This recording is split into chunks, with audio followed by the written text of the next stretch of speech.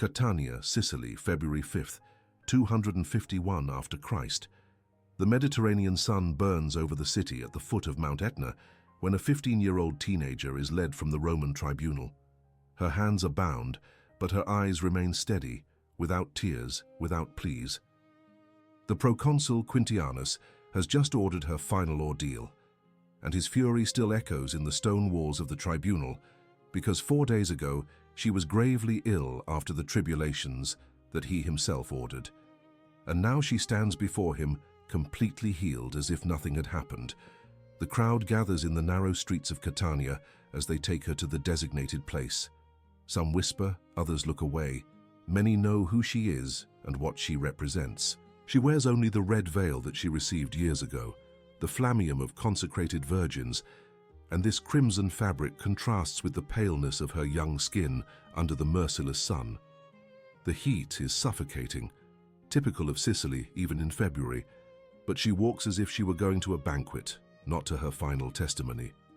They arrive at the prepared place. Burning coals cover the ground, smoking, radiating waves of heat that distort the air. It is a calculated trial to cause extreme suffering, designed by a man who could not break the will of a girl.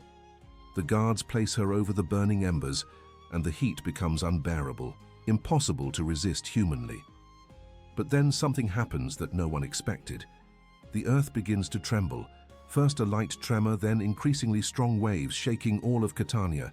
Buildings sway, stones fall from the walls, people scream in the streets. The earthquake shakes the entire city with growing force, while the young woman remains over the embers, and her red veil, miraculously, remains intact, as if the fire could not touch it. The crowd panics. They run to the tribunal, invade the place where Quintianus still is, shout that it is divine punishment, that the gods are furious because they persecute a holy servant of God. The earth trembles with such force that cracks appear in the streets, and Quintianus, afraid that the entire city will collapse, orders them to remove her from the embers and take her back to prison. When they remove her, she still breathes. Taken to the prison, she opens her arms and makes her last prayer with a weak but clear voice, asking God to receive her spirit because it is now time to leave this world according to divine will. And then, in profound peace at 15 years of age, she departs for eternity, while the earthquake finally ceases and a reverent silence falls over Catania. She was born to heaven. This teenager who faced the Roman Empire without trembling, who preferred to give her life rather than deny her faith, who kept her veil intact in the fire, is called Agatha. And you have always invoked her name, especially if you are a woman, especially if you have ever faced some illness. But do you know her story? Do you know why a 15-year-old girl chose this path? Prepare yourself to discover. But Agatha was not always in that tribunal. Approximately 235 after Christ, somewhere in Sicily, a girl is born into one of the noblest and richest families in the region. The two main cities dispute to this day the honor of being her birthplace: Catania, at the foot of the imposing Etna volcano, and Palermo, the capital. What we know for certain is that she grows up amid extraordinary wealth, in a house where servants attend every need, where clothes are made of fine fabrics, where the table never lacks food, where the future seems guaranteed and bright. From childhood, she is different. Her beauty draws attention wherever she goes, that kind of beauty that makes people stop and look twice. Dark hair, typical of Sicilian women, fair skin, eyes that seem to see something beyond the visible world. But it is not only physical beauty that distinguishes her. There is something more, an uncommon seriousness for her age, a spiritual inclination that her parents notice early. The family is Christian, a notable and risky fact in the Roman Empire of the 3rd century, but common among some noble families who embraced the new faith brought by the apostles. She is educated in the teachings of Christ from the moment she can understand words, learns about the God who became man, about the love that conquered death, about the eternal life that awaits the faithful. And these truths do not just enter her mind, they penetrate deep into her heart like seeds that find fertile soil. 3rd century Sicily is a land of intense contrasts. The Etna volcano dominates the landscape, constantly smoking, reminding everyone that change can come at any moment. The Roman Empire controls everything with absolute authority. pagan temples rise in every city, and being Christian means always living under risk of persecution that can explode without warning. But within Christian homes, especially the noble ones that have some protection due to social position, faith flourishes in relative secrecy. When she enters adolescence, suitors begin to appear. It is natural, expected, inevitable. A young woman from a noble, rich family, extraordinarily beautiful, is at the height of the matrimonial market. Fathers of wealthy young men send proposals. Influential men express interest. The normal path would be to choose the best match and secure an advantageous marriage that unites two fortunes and two lineages. But while other girls her age dream of wedding dresses and future husbands, she dreams of something completely different. During prayers in church, during Eucharistic celebrations held in secret, during readings of the scriptures, something grows inside her like a slow fire that eventually consumes everything. It is not contempt for marriage, which she knows to be sacred and good. It is something greater, more radical, more impossible to explain to anyone who has never felt it. It is the call to belong completely, exclusively, totally to Christ. The family observes with a mixture of admiration and concern. Admiration because they perceive the sincerity of her faith. Concern because they know that the path of total consecration can bring immense challenges, especially in uncertain times. But at 15 years old, Agatha made a decision that would change everything. Approximately in the year 250 after Christ, on a morning that seems ordinary but will mark all eternity, Agatha wakes up knowing that this is the day. 15 years old, decided heart, slightly trembling hands as she dresses in the simple tunic she chose for the occasion. Today is not a day for noble clothes, for inherited jewels, for demonstrating social position. Today is the day to give everything. The Christian church in Catania is not a grand temple. It is a discreet place hidden, where the faithful gather away from the eyes of Roman authorities. When she arrives accompanied by her family, some faithful are already gathered. The morning light enters through the cracks, illuminating the simple space with that golden quality characteristic of the Mediterranean. The smell of incense fills the air, mixed with the perfume of oil from the lamps that burn before the altar. The local bishop is prepared for the ritual that the early church calls vellatio, the imposition of the veil. It is an ancient rite, coming from the first centuries, by which young women consecrate their virginity to Christ perpetually and publicly, becoming mystical brides of the Lord. It is not a decision to be taken lightly. It is a vow for life, a commitment without return, a radical choice that closes all other doors to open only one. Agatha kneels before the altar. Her hands are crossed over her chest, fingers interlaced, breathing controlled despite her racing heart. Around her the faithful observe in reverent silence. This is a sacred moment, holy, separated from common time. The bishop begins the traditional prayers, his voice echoing soft but firm in the stone walls. He asks God to confirm this young woman's vow, to protect her, to keep her faithful. And then comes the central moment. The bishop holds the flammeum, the red veil that distinguishes consecrated virgins. Red like fire, red like love, red like the supreme testimony that often seals this vow. Slowly, with hands that tremble slightly from the reverence of the act, he places the veil over Agatha's head. The crimson fabric descends, covering her dark hair, framing her young face, marking her forever as separate, consecrated, dedicated.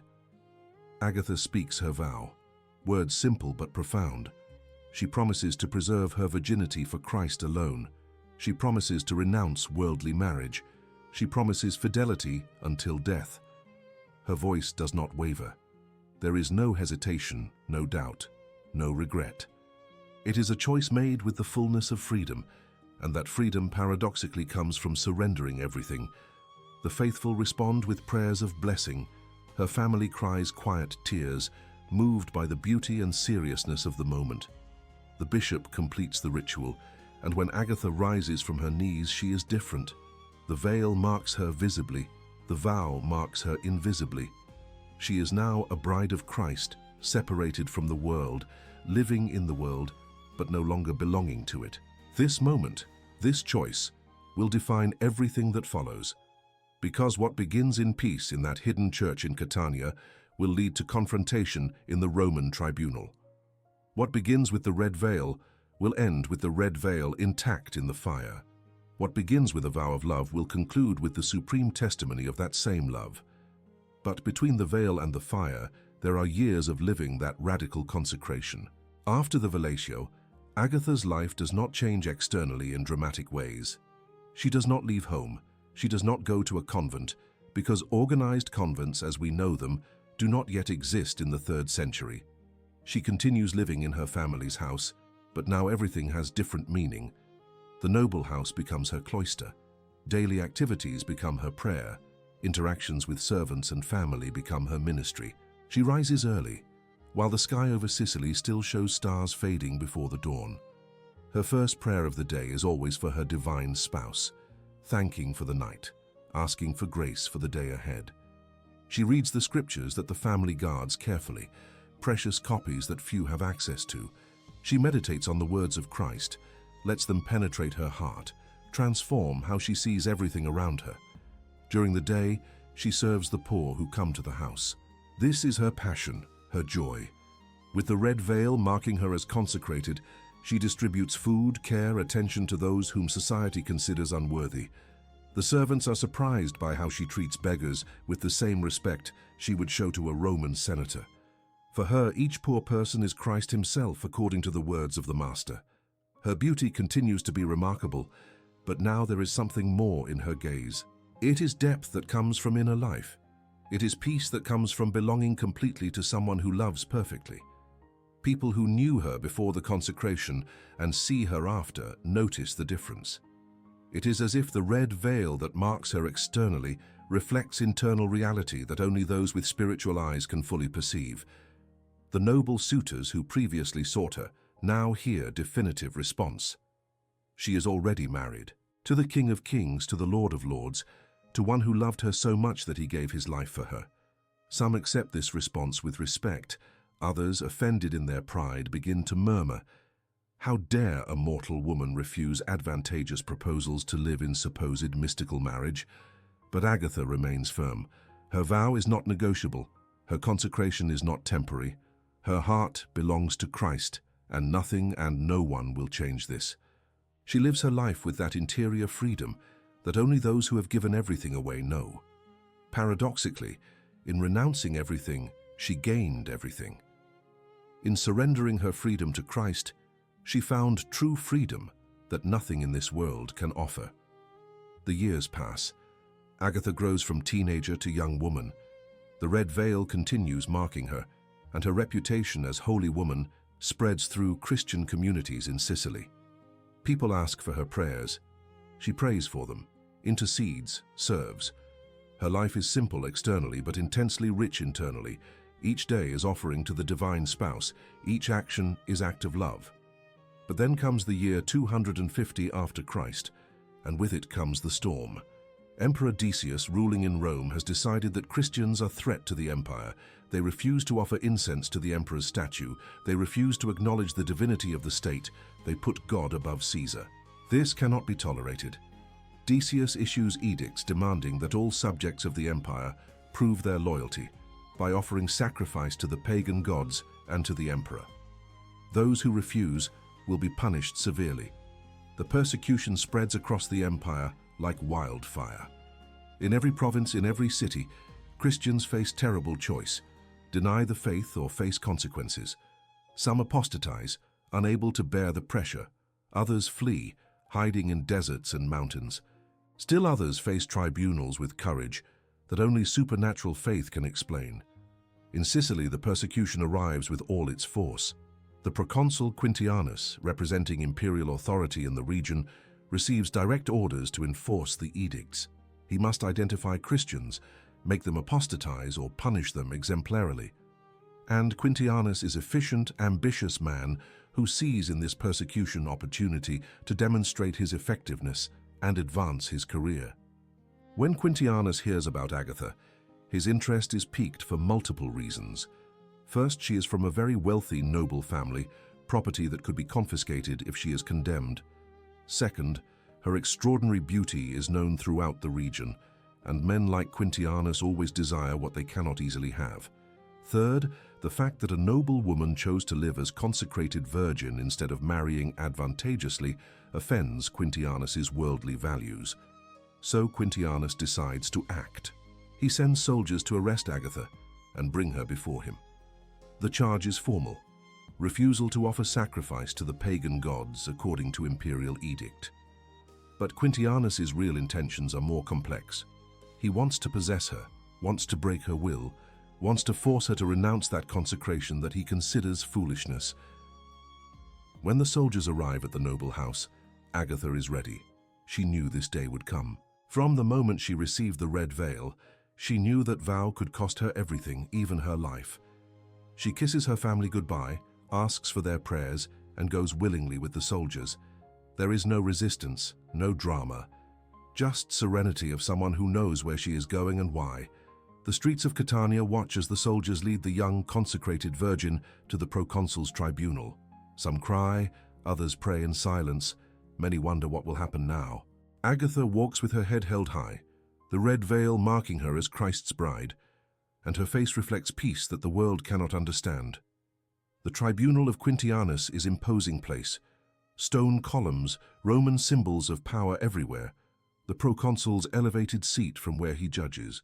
When Agatha enters, all eyes turn to her.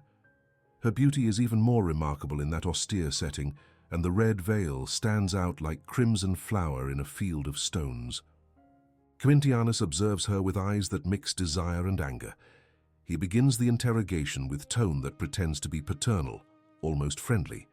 He tells her he can resolve everything simply. All she needs to do is offer small sacrifice to the gods, burn a bit of incense to the emperor, and she can return home without problems. Her properties will remain intact. Her life can continue as before.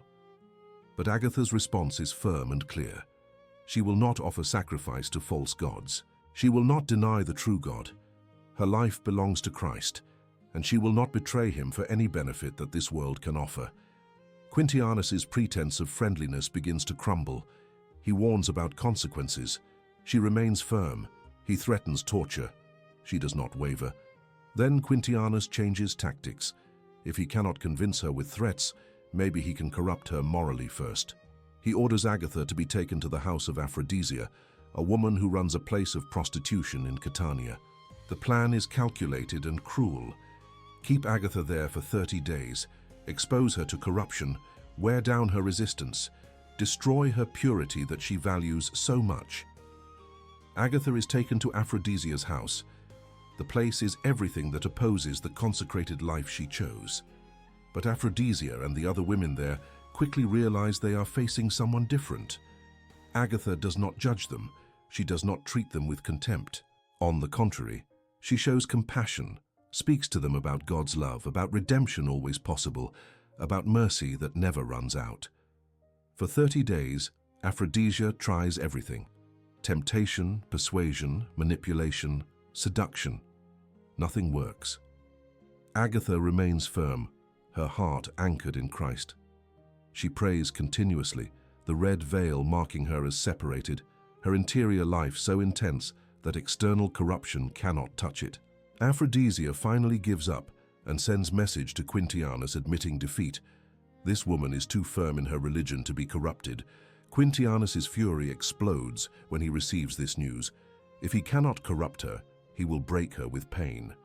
He orders Agatha brought back to the tribunal for a new interrogation, this time without pretenses of diplomacy. The second interrogation is brutal from the beginning. Quintianus no longer pretends. He threatens explicitly. He demands apostasy. Agatha responds with tranquility that infuriates him even more. How can a woman, a teenager, remain so calm before the power of the Roman Empire? How dare she prefer her imaginary god to the reality of immediate power? Then Quintianus orders the first tortures. Agatha is stretched on the rack, ancient instrument designed to dislocate joints and cause unbearable pain. She cries out in pain, but does not cry out for mercy. She does not ask them to stop. She does not offer to apostatize. Between screams of pain she prays. She forgives her torturers. She offers her suffering to Christ. Quintianus intensifies the torture. But instead of breaking Agatha, the torture seems to strengthen her somehow. She speaks of Christ with such conviction, with such peace in the midst of suffering, that even some hardened soldiers begin to feel uncomfortable. This is not normal. People normally scream, beg, give in. She endures as if receiving supernatural strength. Finally, in culminating act of cruelty calculated to break what he perceives as her greatest pride, Quintianus orders that her breasts be mutilated. It is torture specifically designed for women, especially humiliating, especially cruel. The executioners carry out the order, and the pain is indescribable. Agatha bleeds, suffers, but still does not deny Christ. After this torture, Agatha is thrown back into prison. She is in critical condition. The wounds are serious. The pain is constant. The guards think she will die during the night. In dark prison cell, bleeding, mutilated, she should be in total despair. But that night, something extraordinary happens. The prison cell is small, damp, dark. Agatha lies on the cold stone floor, her wounds still fresh, the pain pulsating through her body with each heartbeat. She cannot sleep. Every movement sends waves of agony through her young body, but even in the midst of physical suffering, her heart remains at peace. She prays silently, offering this suffering to her divine spouse, uniting it to Christ's suffering on the cross. Then, around midnight, the cell begins to fill with light. It is not the light of a torch or lamp. It is different light, soft but brilliant, that seems to come from everywhere and nowhere at the same time. Agatha opens her eyes, weak but alert, and sees an elderly man entering the cell. He is venerable, with white beard, kind eyes, and carries something in his hands. The man speaks with gentle voice. He tells her not to be afraid. He introduces himself as a servant of Christ, sent to heal her wounds.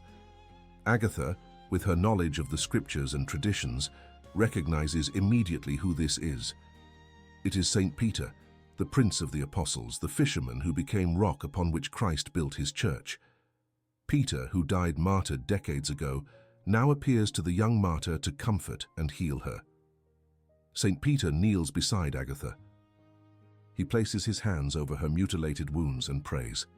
Immediately, supernatural warmth spreads through her body. The pain begins to disappear. The wounds begin to close. The tissue regenerates before her eyes. In few minutes, Agatha is completely healed, as if the torture had never occurred. Her body is whole again, restored, renewed. Before disappearing, Saint Peter speaks words of encouragement. He tells her to remain firm, that her ordeal is almost over, that the crown of martyrdom awaits her, that she will soon be with Christ in glory. Agatha listens, her heart filled with gratitude and renewed strength. When the light fades and Peter disappears, she is alone again in the cell, but completely healed and ready for what comes next. The next morning, when the guards come to check if she is still alive, they find Agatha standing, healthy, with no signs of the terrible torture from the previous day.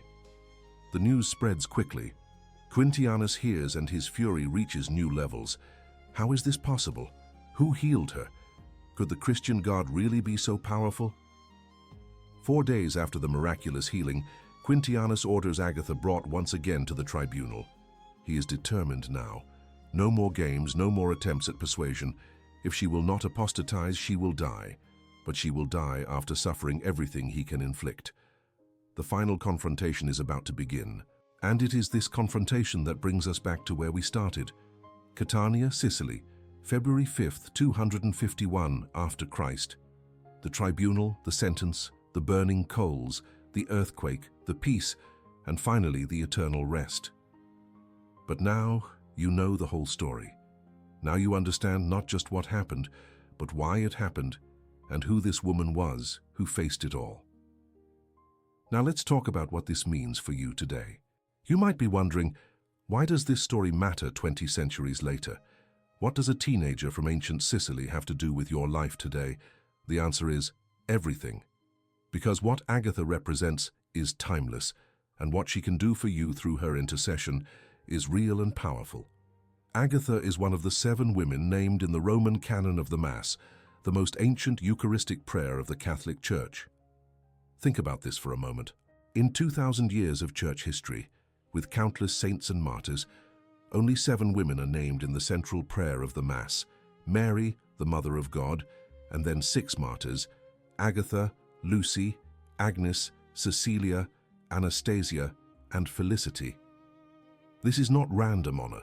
This is the Church recognizing extraordinary power of intercession and exemplary virtue. From the earliest centuries, Christians have invoked Saint Agatha, especially for illnesses related to the breasts. Why? The connection is direct and compassionate. She who suffered mutilation in that part of the body, she who was miraculously healed by Saint Peter, she understands in unique way the suffering of women facing breast cancer, mastitis, difficulties with nursing, tumors, and any other affliction in this area. She knows the pain, she knows the fear, and therefore her intercession is especially powerful. But there is more. The city of Catania has invoked Saint Agatha for protection against volcanic eruptions of Mount Etna throughout the centuries. Historical records document at least 9 occasions when Etna's lava was threatening to destroy the city, and, after prayers to Saint Agatha and processions with her veil, the lava stopped in seemingly inexplicable way. The first documented case occurred in the year 637 after Christ. Etna was in violent eruption, rivers of lava descending the mountain directly toward Catania. The people took the veil of Saint Agatha, that same red veil of her consecration that had been preserved as sacred relic, and carried it in procession toward the advancing lava. Witnesses report that the lava stopped as if hitting invisible wall. This happened again in 1229, and in 1669, and in 1729, and in 1732, and in 1742, and in 1792, and in 1832, and in 1908, 9 times over 13 centuries, scientifically inexplicable, meticulously documented by historians, including non-Catholic ones. The lava that should destroy the city stops when the veil of Saint Agatha is carried against it. What does this tell us? That Agatha's power of intercession is real. That she who gave everything for Christ now has unlimited access to His mercy. That she can intercede for the impossible. That 20 centuries have not diminished her power, but rather confirmed it through countless miracles. First, when to invoke Saint Agatha specifically. If you or someone you love has received a diagnosis of breast cancer, this is the moment. If you are waiting for mammogram or biopsy results, this is the moment. If you are going through medical treatment for any breast ailment, this is the moment. If you have difficulties with lactation after childbirth, this is the moment. Saint Agatha has special power of intercession in these situations because she herself went through related ordeal and therefore understands deeply. But not only for health matters. Invoke Saint Agatha when you face situations that require impossible courage, when they pressure you to give in on your faith, when everyone around you says that your Christian values are outdated and foolish, when it seems easier to simply agree with the world, when your sons or daughters are in dangerous situations, spiritual or physical, and you feel that desperation of a father or mother who does not know how to protect, when internal volcanoes threaten to explode, that anger or temptation or despair that seems uncontrollable. Now, how to imitate her principal virtue. Agatha had total interior freedom because her heart belonged completely to Christ. You can begin today identifying what is dividing your heart. What competes with God for the throne of your soul? Is it social approval? Is it material comfort? Is it financial security? Is it fear of what others will think? Identify it and begin the process of progressive detachment.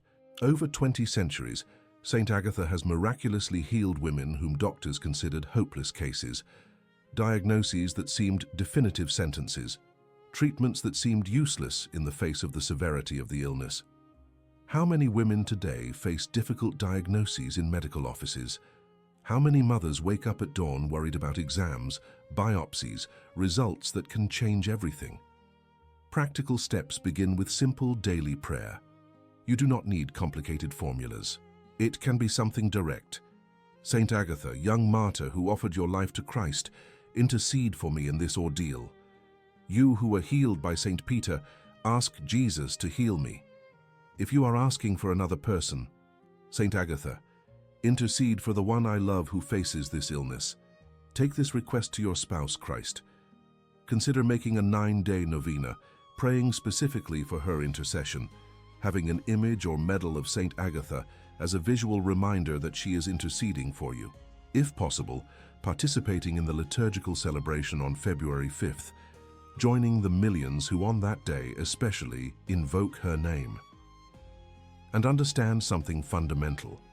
You do not need to be a consecrated virgin. You do not need to be religious. You do not need to have a perfect life to invoke Saint Agatha. Married mothers, grandmothers, women in all life situations can ask for her intercession. What she offers is not judgment, but compassion. She who faced Quintianus's tribunal understands perfectly when you face your own tribunal, whether it is a medical office with difficult results, whether it is an impossible family situation, whether it is a choice that requires superhuman courage. Saint Agatha is before Christ now at this moment and can take your specific request to him. Do not hesitate to ask. Do not think your problem is too small or too large. She who stopped Etna's lava 9 times can intercede for the impossible in your life. And now, with everything you have discovered about this extraordinary teenager. You began hearing about a teenager over burning embers in Catania, about an earthquake shaking the city, about a red veil remaining intact in the fire. Now you know the complete story, and it is much more impressive than you imagined.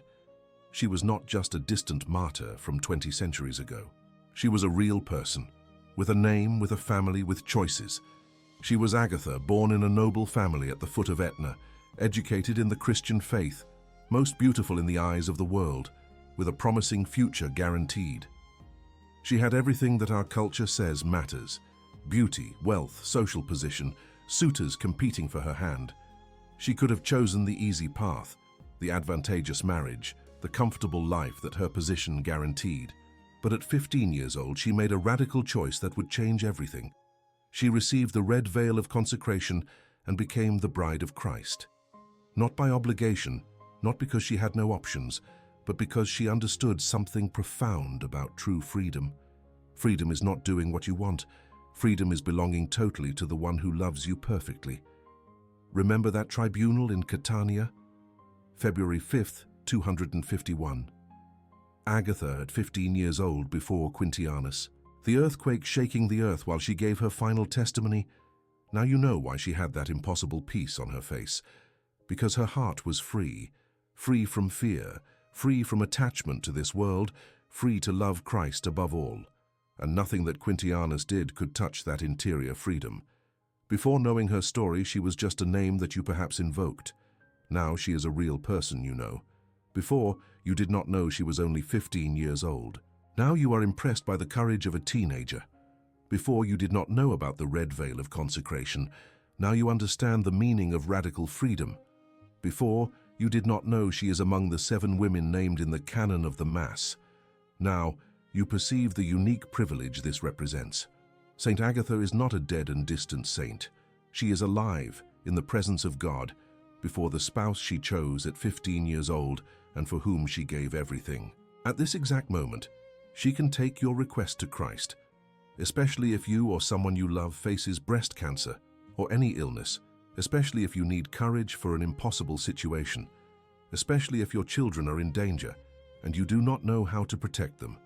She who stopped Etna's lava 9 times throughout the centuries can intercede for the impossible in your life today. She who faced Quintianus without trembling can ask courage for you to face your own tribunal, whatever it may be. She who was miraculously healed by St. Peter can ask for healing for your illnesses. And here is the most important truth. You can also be a saint. Agatha was 15 years old when she made her radical choice. How old are you? Holiness is not for perfect superhumans. It is for ordinary people who choose Christ above all, starting today in small decisions, in the medical office, at work, in the family, wherever your tribunal may be. Saint Agatha of Catania, 15-year-old teenager, who preferred to give everything rather than deny her faith, who chose freedom instead of slavery to the world, who chose Christ instead of empire, who changed history, and who now, at this moment, intercedes for you before her spouse. She can take your request to him. Saint Agatha, pray for us. This story is based on the hagiographic tradition of the Church, preserved over 20 centuries. While the existence and martyrdom of Saint Agatha are historically confirmed, many narrative details come from the Golden Legend and other ancient devotional sources.